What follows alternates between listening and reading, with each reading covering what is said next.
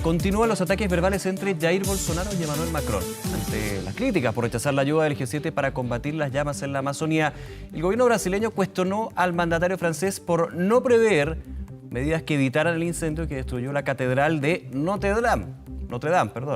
Evidentemente, ahí salen varias preguntas. ¿Se pueden comparar ambas emergencias? ¿Cuáles son las lecciones en cuanto al cuidado, la conservación del patrimonio? Vamos a analizar esto junto a Alfredo Delgado, experto en riesgos de patrimonio histórico-cultural de Fundación Fuego.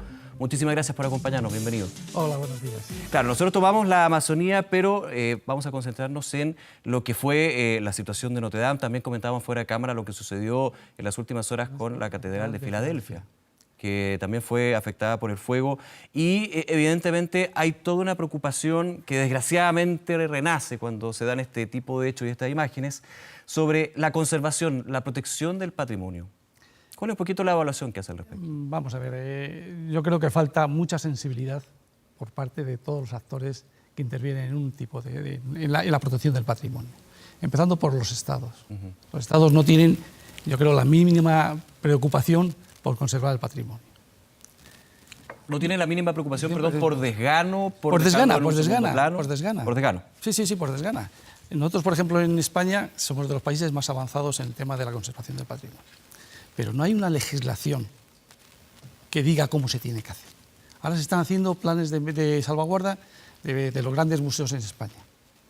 No hay un formato de cómo tiene que ser ese plan. No hay una hoja de ruta. Claro, cada empresa te está haciendo un modelo distinto.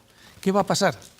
Que cuando vayan los bomberos, los intervinientes, como decimos nosotros, a hacer una actuación, no van a tener una documentación que sea para todos los museos iguales. Entonces va a ser un caos. Alfredo, me quiero quedar un poquito en eso, para cuando uno dice unificar los protocolos, los criterios y también hacer la división entre una infraestructura normal, digamos, habitual, y una histórica. ¿Hay una forma en que, por ejemplo, los equipos de emergencia, los bomberos, cuando ya está el fuego instalado en una catedral, algún patrimonio histórico, puedan actuar para tratar de preservar de alguna manera los restos que pudieran quedar? Sí, hay técnicas, porque vamos a ver, todo el patrimonio es muy sensible.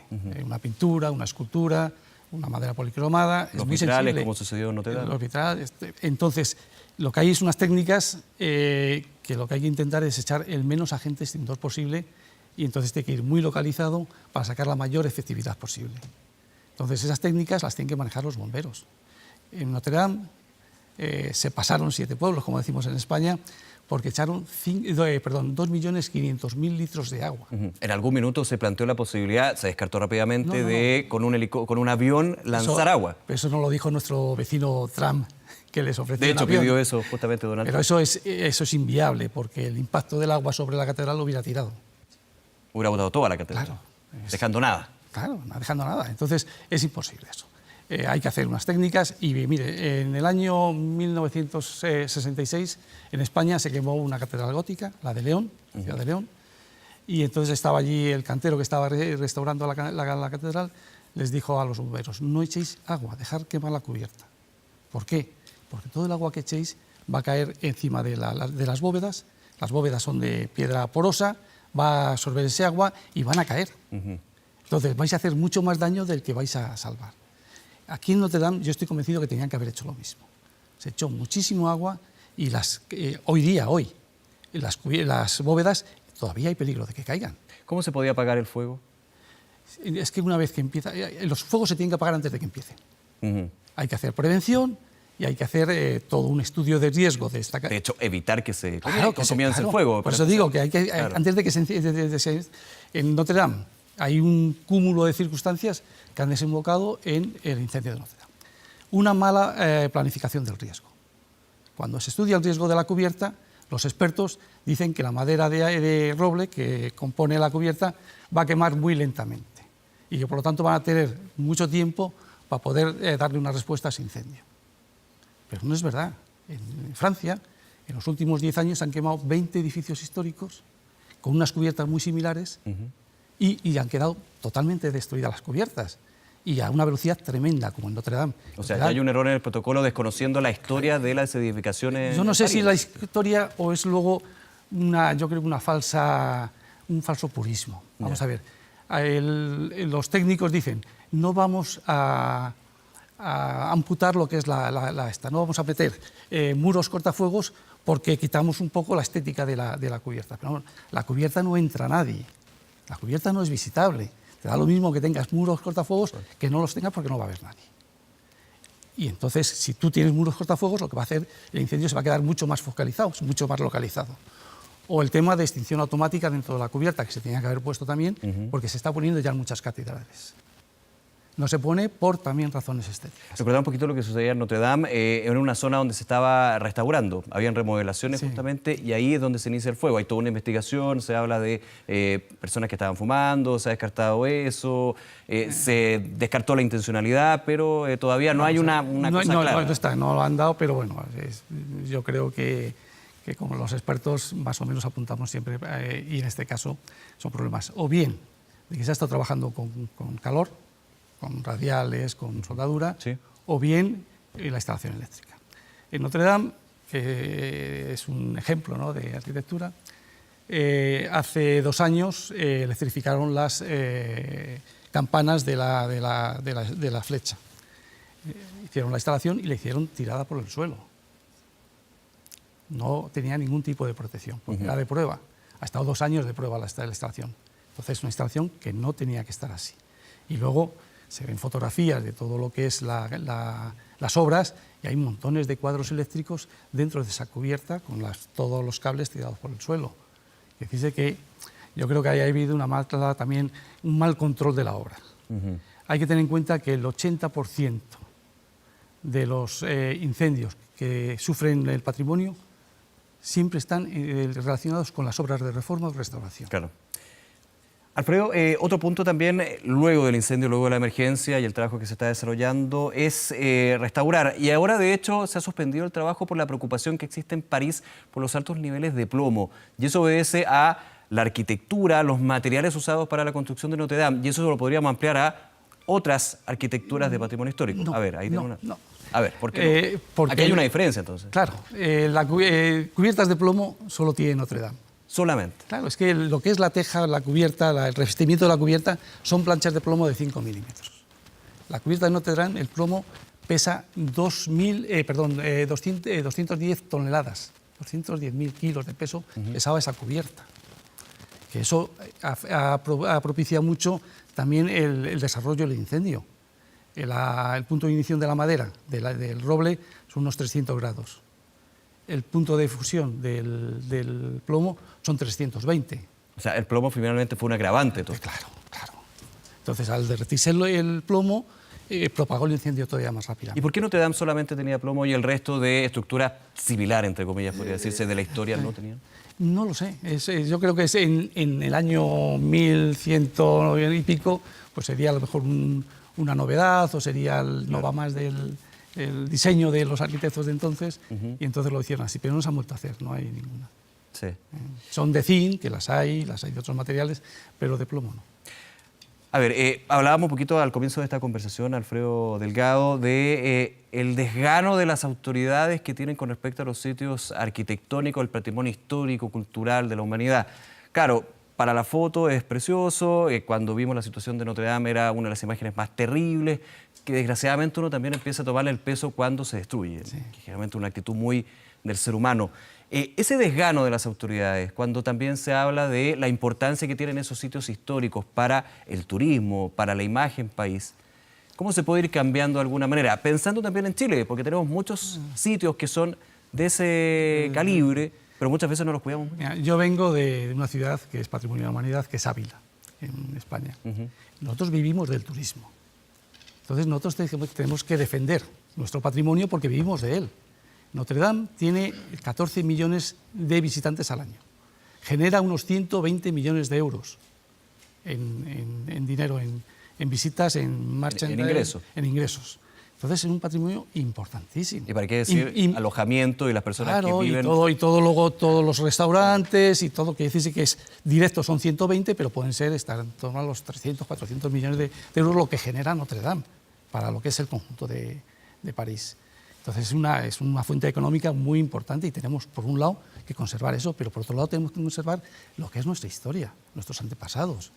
Si desaparecen, aquí ahora, por ejemplo, ha desaparecido la cubierta, que a lo mejor no se da importancia, pero ahí hay unas técnicas de trabajo que no se van a poder volver a hacer. En Notre Dame se taló un bosque de 13 hectáreas para hacer la cubierta de Notre Dame. Ahora es inviable que se pueda talar un bosque de 13 hectáreas para hacer una cubierta. Si no me equivoco, hay muchos vitrales que fueron destruidos no tanto por el incendio, sino por apagar el incendio, y son vitrales que nacían de familias que ya han dejado de hacer este tipo de técnicas. Sí, el tema de los oficios. Claro, ahora el reconstruir Notre Dame, que dicen, no, vamos a reconstruirlo. La cubierta no puede ser de ninguna manera porque no hay artesanos que lo hagan. Las vidrieras pasa lo mismo, son vidrieras que van emplomadas. Claro, al ir emplomadas, el carro lo que ha hecho ha sido fundir el plomo y los vitrales han caído, los cristales han caído. Entonces, eso es muy difícil volverlo a hacer, como estaba, con las mismas técnicas. Ahora todo se puede hacer de otras maneras, pero con las mismas técnicas es muy difícil. Entonces, ahora siempre en esto, ¿cómo lo van a restaurar? Claro. Es la gran discusión, si hacer una cosa entre más, comillas, nueva Notre Dame, una llamada al pasado y al futuro, o mantenerlo como estaba igual, que no se va a poder. Yo pienso que se tendría que mantener lo más posible. Lo más fiel, digamos. Claro, a lo que era. No, el que pongan ahí ahora una carpa de circo encima, como hay propuestas, la verdad es que no tiene mucho sentido. Muchas veces dicen, no, es que hay que diferenciar lo que está restaurado de lo que no está restaurado. Sí, pero tú puedes documentarlo. Tú puedes decir que en tal fecha, como la flecha de Notre Dame, no es originaria de cuando se construyó la catedral, es de 1800 y pico. Quiere decir que es un añadido que se ha hecho. Pues esto igual.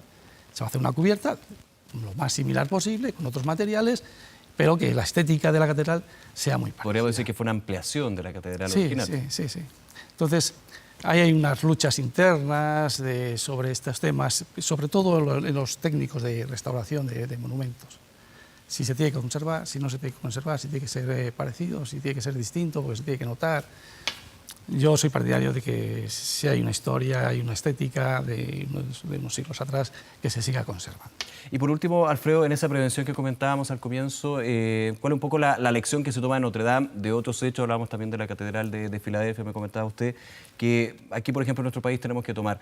Y también de los ciudadanos, porque muchas veces, claro, el fuego es el peor enemigo de una estructura, pero también nosotros mismos, cuando no la conservamos, cuando no la respetamos. Yo quisiera hacer, porque para eso he venido aquí a Chile. Hemos venido ya en 2013 también, porque tuvimos un convenio de colaboración con Valparaíso por ser ciudad patrimonio de la humanidad. Y a mí lo que me llama la atención es la gran sensibilidad que hay por parte de los bomberos y la poca sensibilidad que hay por parte de las autoridades. Y de las propias instituciones, de la propia catedral, que es la responsable de mantener su catedral y de tenerla segura. No es el gobierno el que tiene que ayudar, pero el responsable final es el la administra. Que la administra, ¿no? Que es curioso también porque la catedral de Notre Dame es propiedad del Estado. Que el Estado tenía que haber velado porque esto no pasara, ¿no? Claro. Pero en el caso de aquí de España y de aquí de Chile, pues la catedral será propiedad de la Iglesia. Pero nosotros ayer estuvimos por la noche en la compañía número 2, que es el que le toca a la catedral. Y la Catedral de Santiago. Sí, y les estuvimos dando unas conferencias, estuvimos hasta las 12 de la noche con ellos.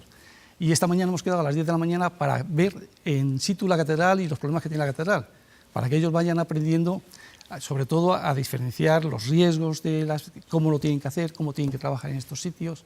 ¿Cuál es la evaluación que hace usted de la Catedral de Santiago, por ejemplo? Solo la he visto por dentro. O ahora cuando vayamos nos la van a enseñar toda, ¿no? Entonces es preciosa, la verdad es que es muy bonita, pero no tengo datos para poder valorar si está segura o no está segura. Pero usted me decía que los bomberos muestran más sensibilidad que quienes están llevados a administrar esto. Sí. El tema de donde hemos venido nosotros ahora a Seguridad Expo, porque nos han reclamado los bomberos, ¿entiendes? Hay una conciencia que efectivamente el apagar, el tratamiento de una emergencia tiene que ser distinta de un lugar a otro. Totalmente distinta. Hay que tener muchos más cuidados. Se tiene que combinar lo que es la actuación de la intervención con el rescate de bienes culturales y entonces tiene que ir muy tablado. Tiene que haber un protocolo muy estricto para poder trabajar con las máximas seguridades. Nosotros hemos desarrollado lo que es la guía estandarizada para estos tipos de trabajos, que la hemos hace 6 meses. Hemos sacado la ISO, bueno, nos ha hecho la certificación ISO 22320, que es de gestión de patrimonio, que es la primera guía a nivel mundial. Está en España, en un museo de España, que es el Museo Thyssen.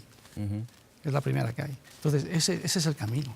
Hay que hacer planes que se puedan contrastar y que sean operativos y que sirvan, porque muchos planes, la verdad es que la golf no sirve. Claro.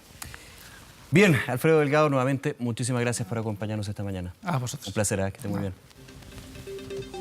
Bien, hacemos una pausa, siendo las 9 de la mañana con 18 minutos. Regresamos de inmediato con más noticias, no se vayan.